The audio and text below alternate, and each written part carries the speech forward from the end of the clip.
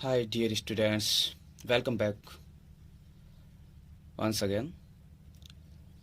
Globe academy के YouTube channel पर एक बार पुनः हार्दिक स्वागत। आज हम सामाजिक विज्ञान विषय के अंतर्गत बात करने जा रहे हैं चोल वंश की। चोल वंश और उसकी प्रशासन, उसकी कला और समाज के बारे में बात करेंगे। चलिए हम बिना किसी देर किए आज का ये टॉपिक उठाते हैं, चोल वंश।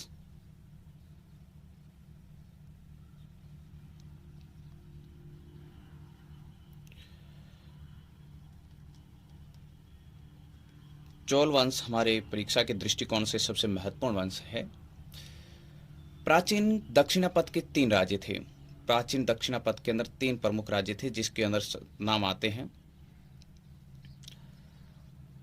हम बात करें प्राचीन दक्षिणापथ के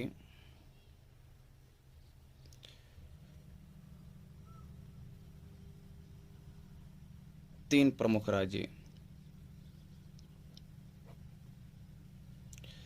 जिसके अंदर आता है चोल, चेर और पांडे। दक्षिणापथ के अंदर ये 3 प्रमुख राज्य थे। इनका राज्य साम्राज्य यहाँ पर था, स्थापित था। हम बात कर रहे हैं इसके अंदर से सबसे महत्वपूर्ण जो राजवंश था वो था चोल राजवंश। चोल राज्य के जो निवासी थे वो तमिल भाषा बोलते थे और तमिल भाषी थे। तो हम यहाँ पर कह सकते हैं चोल राज्य के निवासी या चोल निवासी तमिल भाषी थे। चोल निवासी किस भाषा को बोलते थे? तमिल को बोलते थे, इसलिए इसे तमिल भाषी थे। और स्वाभाविक है कि तमिल भाषा बोलते थे, और तो इस काल के अंदर जो संपूर्ण साहित्य लिखा गया वो भी तमिल भाषा के अंदर ही लिखा गया। तो इसलिए चोल साम्राज्य के अंदर, चोल शासनकाल के अंदर तमिल साहित्यिक लेखन को प्रोत्साहन मिला। तमिल भाषी थे, इसलिए क्या हुआ, तमिल साहित्य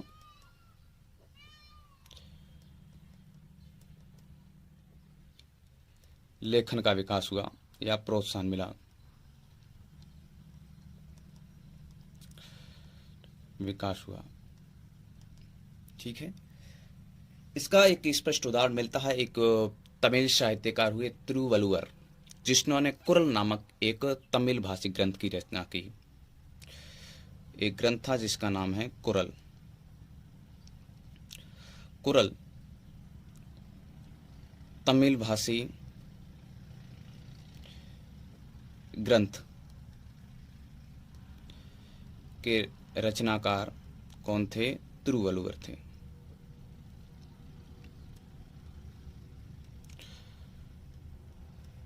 तिरुवल्लुवर। चलिए हम चोल वंश के अंदर कुछ शासकों की बात करते हैं। ये इसके अंदर ये महत्वपूर्ण हमने बात की। इसके अंदर एक शासक हुआ जिसका नाम आता है करिकाल। क्या शासक, कौन शासक हुआ? चोल वंश के अंदर एक शासक हुआ लगभग 100 ईस्वी के अंदर। माना जाता है कि 100 ईस्वी के अंदर चोल राजवंश के अंदर एक शासक हुआ जिसका नाम था करिकाल। इस करिकाल ने क्या किया था? करिकाल ने एक नगर की स्थापना की थी और उस नगर का नाम था पुहार या पुगार। 100 ईस्वी के अंदर पुहार या पुगार नामक नगर की स्थापना की।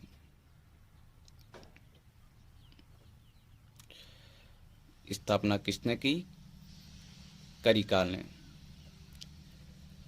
करिकाल ने सिंहल से युद्ध किया। सिंहल द्वीप जो श्रीलंका, उस समय का तात्कालीन श्रीलंका को सिंहल कहा जाता था, तो सिंहल से युद्ध किया और उस युद्ध के अंदर सिंहल को परास्त करके करिकाल ने युद्ध बंदियों से क्या कावेरी नदी के किनारे 100 मील लंबा बांध बनवाया। तो करिकाल ने क्या किया? सिंहल से युद्ध किया, युद्ध करके युद्ध बंदियों से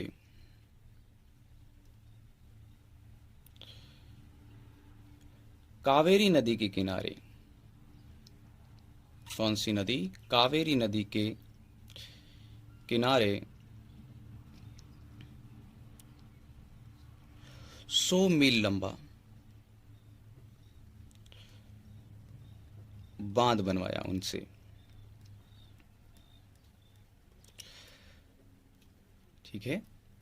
और करिकाल अपनी राजधानी को यानी चोल साम्राज्य की राजधानी को उरगपुर या उरयू से कावेरीपत्तन स्थापित की।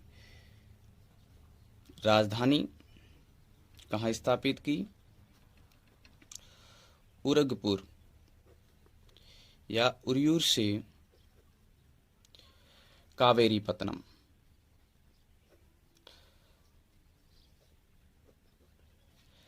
कावेरीपत्तन को अपनी राजधानी बनाया। किसने बनाया? करिकाल ने। इसके बाद में विजयालय का एक पुत्र या उसका उत्तराधिकारी माने जिसका नाम था आदित्य प्रथम, जिसका शासनकाल माना जाता है 880 से लेकर के लगभग 907 ईस्वी तक उसने शासन किया था। इसने क्या किया था? एक पल्लव नरेश था, पल्लव नरेश, जिसका नाम था अपराजित, को पराजित किया था। अपराजित को हराया था। पल्लव नरेश अपराजित को किसने हराया था? आदित्य ने। इसके बाद में आदित्य का उत्तराधिकारी हुआ परांतक प्रथम। कौन हुआ? परांतक प्रथम।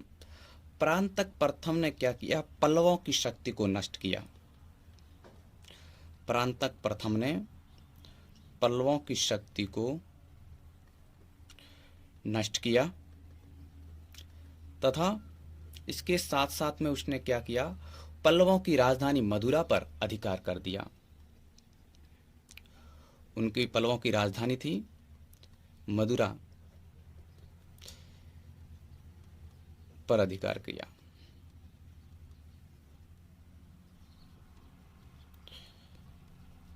ठीक है। इसके बाद में इस चोल वंश का राजा हुआ जिसका नाम आता है राजराज प्रथम। राजराज प्रथम। राजराज प्रथम जिसका शासनकाल माना जाता है 985 से लेकर के 1013 ईस्वी तक इसने शासन किया। ये इस वंश का एक महत्वपूर्ण शासक हुआ है। इसने दक्षिणी भारत के अंदर मद्रास, मैसूर, कुर्ग और सिंहल द्वीप यानी श्रीलंका पर अधिकार करके अपना एक दक्षिणी भारत के अंदर एक छत्र सम्राट बना। अधिकार कर एक छत्र सम्राट यानी सबसे ताकतवर सम्राट बना ये सबसे पहले राजराज प्रथम ने। इसने अपनी राजधानी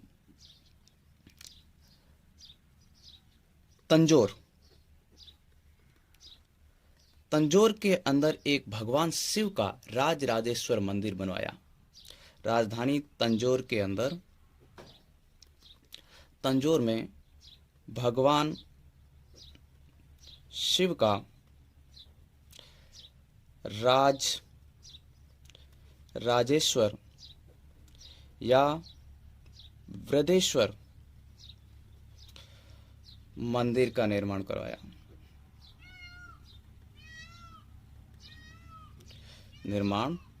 करवाया। इसके बाद में राजराज प्रथम के बाद में इसका उत्तराधिकारी हुआ जिसका नाम आता है राजेंद्र प्रथम।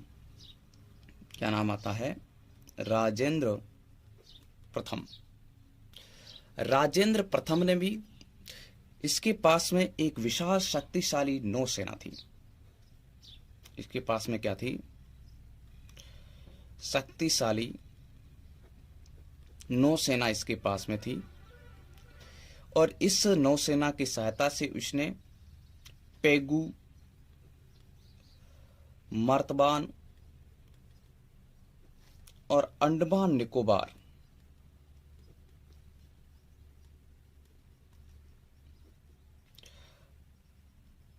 को जीता था।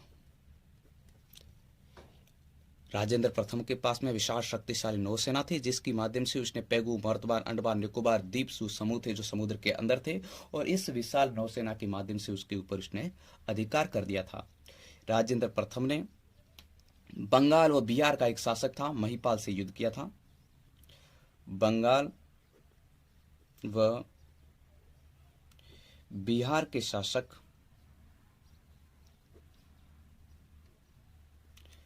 महिपाल से युद्ध किया।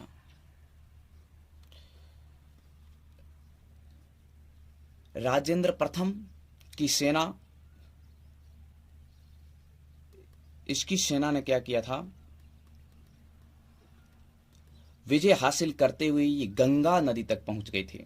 यानी इसकी सेना ने गंगा नदी तक के क्षेत्र पर विजय हासिल की। इस उपलब्धि के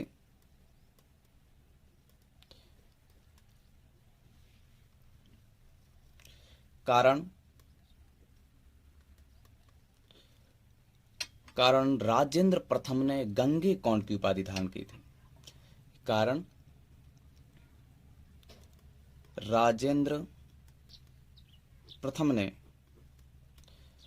कौन सी उपाधि धारण की, गंगा कौंड की उपाधि धारण की।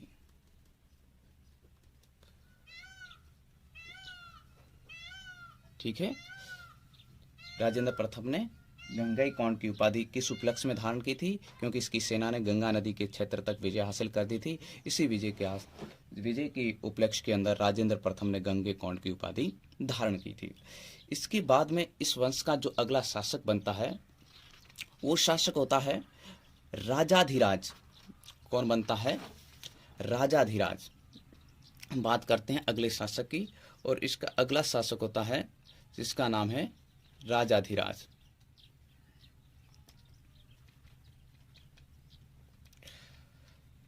राजेंद्र प्रथम का उत्तराधिकारी राजाधिराज, जो 144 से लेकर के 154 ईस्वी तक शासन करता है।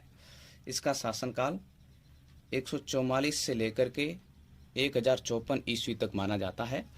और इसने क्या किया, चालुक्य राजा था जिसका नाम था सोमेश्वर के साथ में कोपम के युद्ध में ये मारा गया। चालुक्य वंश का एक राजा था जिसका नाम था सोमेश्वर। इस सोमेश्वर के साथ में एक युद्ध हुआ, जिस युद्ध का नाम किस स्थान पर हुआ था, कोपम। कोपम के युद्ध में मारा गया कौन, राजाधिराज। तो मारा गया तो स्वाभाविक है कि आने वाला जो भी शासक होगा उसका बदला जरूर लेगा। तो इसके बाद में इस राजाधिराज का उत्तराधिकारी हुआ वीर राजेंद्र। कौन हुआ, वीर राजेंद्र। जो वीर राजेंद्र 154 से लेकर के 1069 ईस्वी तक शासन करता है, और उसने चालुक्यों को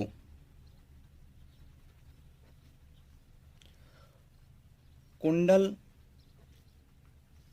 संगमम के युद्ध में परास्त कर पिछली हार का बदला लिया। ठीक है, पिछली हार का बदला लिया। यानी जो कोपम के युद्ध के अंदर चोल शासक राजाधिराज मारा गया था, तो अगले जैसा ही उत्तराधिकारी वीर राजेंद्र बना, तो अपने उस युद्ध का बदला लेने के लिए, हार का बदला लेने के लिए उसने चालुक्यों को कुंडल संगम के युद्ध के अंदर परास्त कर दिया। इसके बाद में चोल शासकों के अंदर उत्तराधिकारी का युद्ध छिड़ गया, और इस उत्तराधिकारी युद्ध में अंदर एक नया शासक उभर करके सामने आया जिसका नाम आता है कुलोत्तुंग। प्रथम विजित हुआ, और उसने 1070 ईस्वी के अंदर से लेकर के 1122 ईस्वी तक शासन किया। और कुलोत्तुंग प्रथम था। इसकी माँ चोल राजकुमारी थी,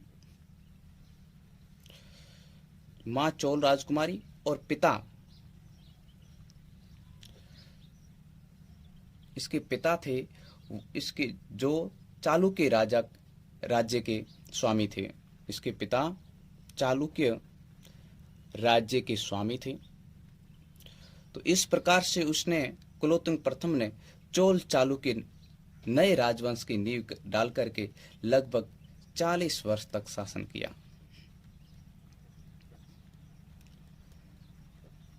किसने किया? कुलोत्तुंग प्रथम ने लगभग 40 वर्ष तक शासन किया। इस प्रकार से ये चोल वंश के अंदर महत्वपूर्ण शासक हुए और उन्होंने इस तरीके से अपना योगदान दिया। इसके बाद में हम बात करते हैं चोल प्रशासन की, यानी चोल काल के अंदर किस तरीके से प्रशासनिक व्यवस्था विद्यमान थी। तो हम नेक्स्ट हेडिंग लगाते हैं चोल प्रशासन। चोल प्रशासन, चोल प्रशासन के अंतर्गत क्या था? तो चोल कालीन प्रशासनिक व्यवस्था थी वो ग्राम पंचायत प्रणाली पर आधारित थी। प्रशासनिक व्यवस्था ग्राम पंचायत प्रणाली पर आधारित थी।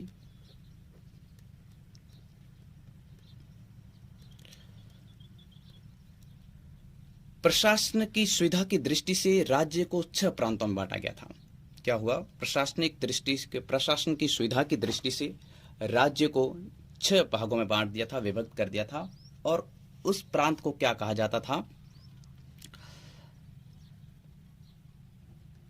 राज्य 6 प्रांतों में विभक्त था और प्रांत को मंडलम कहा जाता था। प्रांत को क्या कहा जाता था? मंडलम कहा जाता था। और इसी प्रकार से इसके अंदर कई उपविभाग बने हुए थे। मंडलम, जो इसके उपविभाग को कोटम कहा जाता था। कोटम नाडू के अंदर विभक्त था। नाडू कुर्रम में विभाजित था और कुर्रम ग्राम के अंदर विभाजित था। इस तरीके से प्रशासनिक सुविधा की दृष्टि से साम्राज्य को या एक राज्य को अलग अलग उप इकाइयों के अंदर विभाजित किया गया था। नाडू की जो सभा होती थी, नाडू की सभा को क्या कहा जाता था? नाटर कहा जाता था। नाटर नाडू की सभा होती थी। इसके अलावा नगर की जो श्रेणियां होती थी, नगर की श्रेणियां, और इस श्रेणियों को नगर तार कहा जाता था। नगर की श्रेणियों को क्या कहा जाता था? नगर तार कहा जाता था। और गांव के जो प्रतिनिधि होते थे, गांव के प्रतिनिधि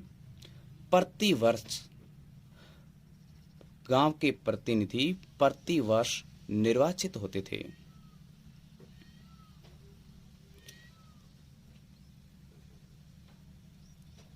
यहां पर प्रशासनिक दृष्टि से प्रत्येक मंडल को स्वायत्ता प्राप्त थी, लेकिन राजा फिर भी निरंकुश होता था। उसके राजा के ऊपर नियंत्रण के लिए किसी प्रकार की इकाई नहीं थी।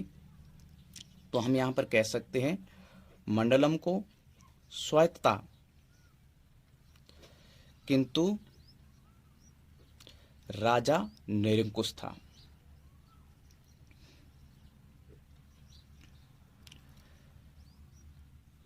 चोल काल के अंदर राजस्व जो इकट्ठा किया जाता था, लगान वसूल किया जाता था, जो भूमि की उपज का 1/6 भाग प्राप्त होता था।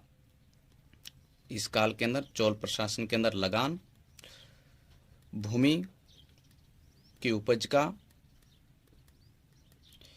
1/6 भाग वसूला जाता था। और ये लगान अनाज या स्वर्ण मुद्राओं में लिया जाता था। तो हम कह सकते हैं लगान अनाज या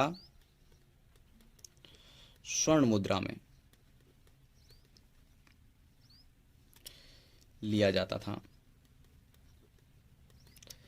इस समय एक सोने का सिक्का प्रचलित था जिसका नाम था कासू, स्वर्ण सिक्का कासू, जिसका कासू कहा जाता था, जो 16 औंस का था।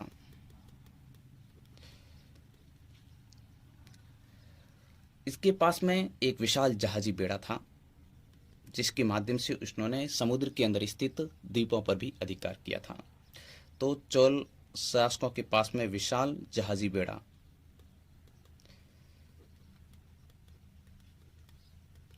ये था चोल प्रशासन। इसके बाद में हम बात करते हैं चोल कला की। किसकी बात करेंगे? चोल कला, चोलकालीन कला। ध्यान दीजिए, इस काल के अंदर, चोल काल के अंदर द्रविड़ शैली का विकास हुआ। कौन सी शैली? द्रविड़ शैली। द्रविड़ शैली का विकास हुआ। द्रविड़ शैली क्या होती थी, आपको मैं समझा देता हूं। द्रविड़ शैली के अंदर सबसे पहले मैं आपको यहां पर एक, जिस तरीके से उस समय वहां पर बना हुआ था, यहां पर विशाल बड़े बड़े ऐसे प्रवेश द्वार बने हुए थे। क्या बने हुए थे? प्रवेश द्वार। और इस प्रवेश द्वार को गोपुरम कहा जाता था। क्या कहा जाता था? गोपुरम। ये गोपुरम शैली कहलाती है। इसके बाद में यहां पर एक मंदिरों के अंदर प्रवेश करने के लिए प्रवेश द्वार होते थे, जिसको गोपुरम कहा जाता था। और इसके बाद में यहां पर एक ध्वज स्थापित करने के लिए जो स्थल होता था, जिसे ध्वज स्तंभ कहा जाता था, ये ध्वज स्तंभ होता था। उसके बाद में यहाँ पर एक विशाल मंडप की भांति स्तंभों से घिरा हुआ लोगों के रहने के लिए बना हुआ था, जिसको मंडप कहा जाता था। इसे क्या कहा जाता था? मंडप या महामंडप भी कहा जाता था। बड़ा बड़ा बना हुआ था। और उसके बाद में यहाँ अंत में एक विशाल मंदिर बना हुआ होता था। और ये जहां पर मूर्ति स्थापित की जाती थी, मंदिर का सबसे पवित्र भाग होता था, और इसको कहा जाता था गर्भगृह। मंदिर का सबसे पवित्र स्थान। इसके बाद में इस तरीके से ये विमानुमा ये मंदिर बना हुआ होता था। ये विमानुमा इसलिए ये वर्गाकार रूप पे धारण कर रखा था यहाँ पर, तो इसलिए वर्गाकार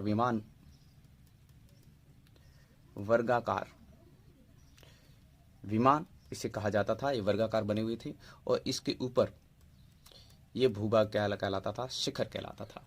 तो ये इस तरीके से ये द्रविड़ शैली के अंदर चोलकालीन मंदिर बने हुए थे। राजराजेश्वर मंदिर बना हुआ है, जो इस कला का सबसे महत्वपूर्ण उदाहरण है, जो राजराजेश्वर मंदिर राजराज प्रथम के द्वारा स्थापित करवाया गया था। तो हमने इससे पहले पढ़ा है राजराजेश्वर के मंदिर। इस काल के अंदर और हम क्या बात करते हैं कि चोलकालीन कला के बारे में, तो चोलकालीन स्थापत्य कला के अंदर हमने ये क्या, राजराजेश्वर मंदिर का निर्माण। इसके अलावा चोल युग के अंदर नहर प्रणाली का विकास हुआ, जो दक्षिण भारत में नहर प्रणाली चोलों की देन है। दक्षिण भारत में नहर प्रणाली किसकी देन है? चोलों की देन। इस युग के अंदर नटराज शिव की एक कांसे की मूर्ति, जो मूर्ति कला का सर्वश्रेष्ठ उदाहरण है, कांसे की मूर्तियां बनी हुई हैं। ठीक है, नटराज शिव की कांसे की मूर्तियां, जो इस काल के अंदर सबसे अधिक बनी गई, क्योंकि इस काल के जो शासक थे वो शैव धर्मानुयायी थी, इसीलिए यहाँ की मूर्तियां कैसी थी? शिव से संबंधित थी। इस समय इसकी कौन सी शैली का निर्माण हुआ? गोपुरम शैली का भी विकास हुआ। अब आता है नेक्स्ट चोलकालीन समाज। चोल समाज कैसा था? इसके अंदर शॉर्ट के अंदर हम पढ़ते देते हैं। तो यहाँ के चोल शासक शैव धर्मानुयायी थे। शैव धर्मा अनुयायी थे चोलकालीन शासक, और इस वंश का एक शासक हुआ जिसका नाम हमने पढ़ा था राजा धीराज। राजा धीराज के अभिलेखों से हमारे को अश्वमेध यज्ञ करने के साक्ष्य उपलब्ध होते हैं कि इन्होंने अश्वमेध यज्ञ किया था। और इस काल के अंदर समाज के अंदर ये बात बताई जाती है कि स्त्रियों को संपत्ति की स्वामिनी माना जाता था, यानी स्त्रियों को भी संपत्ति पर अधिकार था। और इस काल में दास व देवदासी प्रथा भी प्रचलित थी।